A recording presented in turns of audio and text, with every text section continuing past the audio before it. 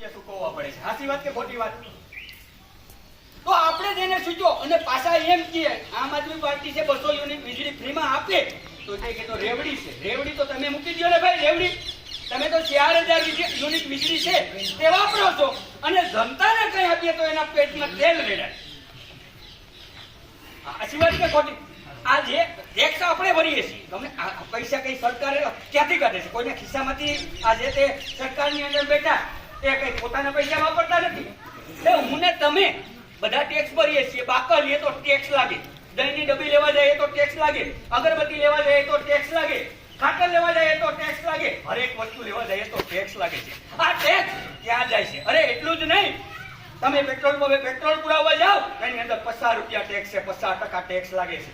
એ 50% છે એ રૂપિયા ક્યાં જાય છે? અને એ જ રૂપિયા છે એને આ જે સુખ સગવડતાઓ છે ગામની અંદર, તાલુકાની અંદર, જિલ્લાની અંદર કે વિધાનસભાની અંદર એને પૂરી કરવાની હોય. પણ મારા પિત્યા એ ભ્રષ્ટાચાર સિવાય બીજું કઈ કરતા નથી. સાચી વાત કે ખોટી વાત?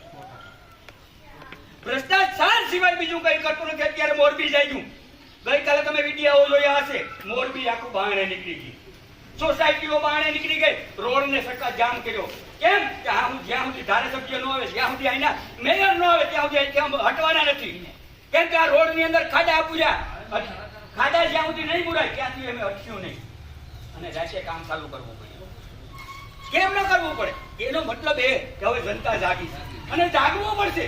જો જાગશું નહીં તો આ 30 વર્ષ ત્યાં 30 વર્ષ ત્યાં એક નહીં એટલે 30 હમણાં સાલની 35 વર્ષ થઈ ગયા 2027માં.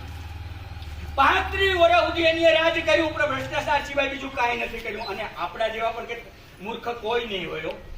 ખેડૂતનો દીકરો હોય ને તો એક વર્ષ કપા હોય તો બીજે વર્ષ બિયારણ બદલે જ નાખે. કપાવાળામાં કપા નહીં થાય એમાં માંડવી વાવીએ. તો આપણે 35 વર્ષ ત્યાં ગાંડા બાવર સિવાય કઈ નથી વાવ્યું. અને આજે આ ભોગવવાનો વારો આવ્યો છે. ખેડૂતોને આજે લાઈનમાં ઉભું પડે ખાતર માટે. આપણે બધાને ખ્યાલ છે, હું ખેડૂતનો દીકરો છું.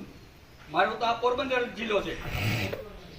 ખાતરની અંદર હમણાં તો હવે બંધ થયું, ગોપાલ જીતા પછી ન કોઈ પાણીઓ ભેરો આપતા હતા એનો તમે લ્યો ત્યારે થાય. ટ્રેન થેલી લ્યો, આ તો લેવું જ પડશે તો કે નથી લેવું, નથી લેવું હોય તો ખાતર નથી. વિચાર કરો કેટલી મનમાની આજે. એટલે કહેવાનો તાત્પર્ય છે લોકોએ જાગૃત કરવાનું, જાગૃત બનવું પડશે અને જાગૃત બનીને આપણા અધિકારો માટે હવે આપણે લડવું પડશે. આપણી જ જીત થશે.